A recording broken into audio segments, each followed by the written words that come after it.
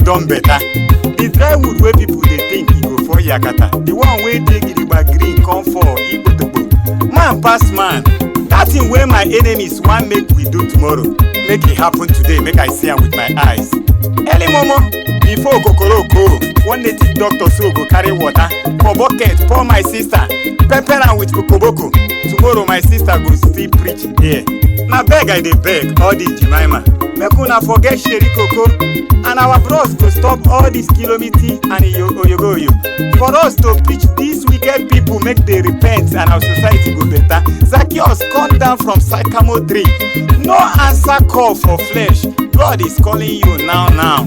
E no easy for me when God called me. I suffer well. I jam lion jam me.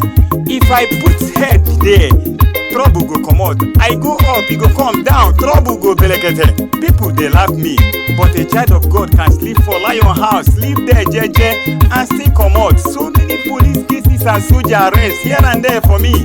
Case for chief judge, my God no dey sleep. Go dey pretend saying they sleep. Those way they laugh me, I am Kanda no be ordinary meat.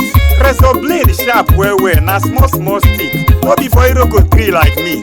Evil people call my case in the shrine of their court, and Jesus appeared there, Giriba, as my chief judge, together with angel barrister Gabriel and Michael. Glory, wetin dey happen for that court now? No be fire they see. Jesus put rubber stamp inside his blood and liquid Holy Ghost fire, knock am for the case. If them discharge and acquitted, Chidi, Nabani Ipamagi, Chidi, go, you don't have any case.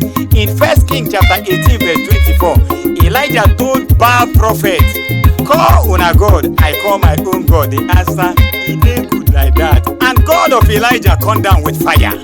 Fire, yeah. Hey.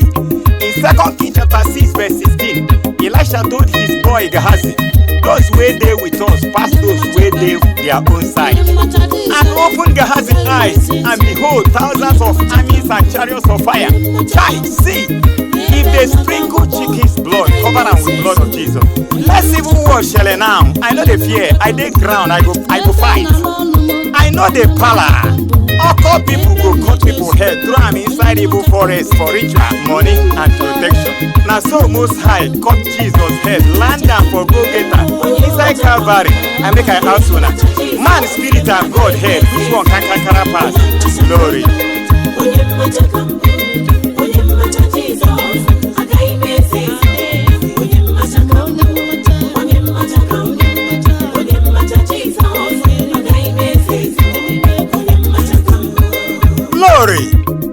Glory, I have a message for you. Your doctor doesn't mean to make you afraid, make you fear. With that Obonga grammar, medical prognosis and diagnosis, doc won't help you embark on a good management plan. Wetin doctor say self, pneumono ultramicroscopic silicono-asbestosis, chai, okitipa, Obonga statement. Your doctor's report can be true. In fact, not true, scientifically true. But I have a better report, Jehovah report. Isaiah 53 verse 1 to 2 and John 11 says, who has believed our report that a small plant fit grow on top of rocks, so that when Dr. Pieces Matter presents the report of Robo Kalotumo Dolor Rigomotis against your Lazarus, Dr. Jesus will present the report of Tareta Kodi, life after death. Hey, I want to speak in tongues, so you want make I speak Le Kazuria, Le Kabosia, Le Kanda Santrabosha.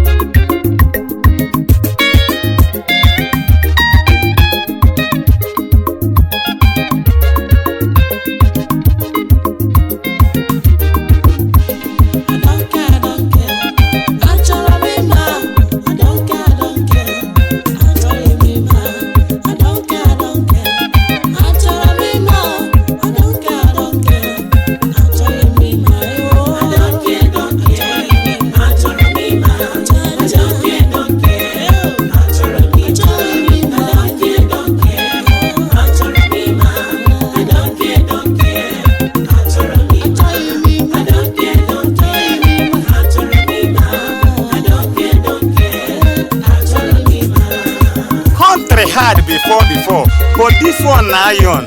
Water don pass garri inside the university before. Some students dey chop 001, no shower for morning, no food for afternoon. But today na cigar, gauge me cigar, one stick, good night. People of God, those wey dey boost 12 green bottles every day, take women dey do rapa inside university. No be the same Naija wey we dey. Why you dey make face like Ojuju make I dey pity you? You no get shikiri money for broken tomatoes. Because ripe tomatoes come market for somebody. Your worst years can be my best years. I prophesy for you. When hardship, low waist, pure, make everybody dey cry, you go dey smile.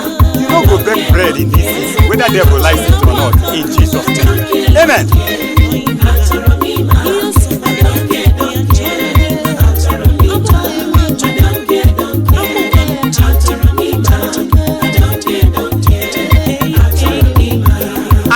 To the federal government of heaven. The economy of the Federal Republic of this country can never decide my level of future and prosperity, and it will never decide your own in Jesus' name.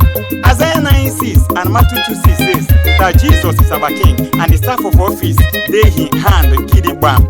If Jesus is the king, you are the princess and I am the prince, and the Lord's kingdom is our own. And that means that God will remove your names and my own from poverty list, and we go to share the country money. Papa who go get Obongo share and Shikiri share. Amen.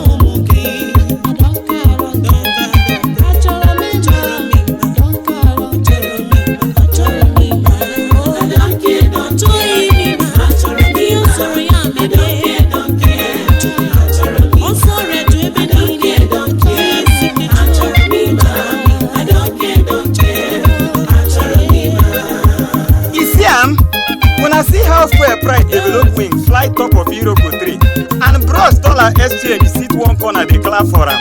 Wetin concern vulture and baba? E concern me? I no dey shake. I dey belleful for house. If I wan chop kanda, go buy pomo.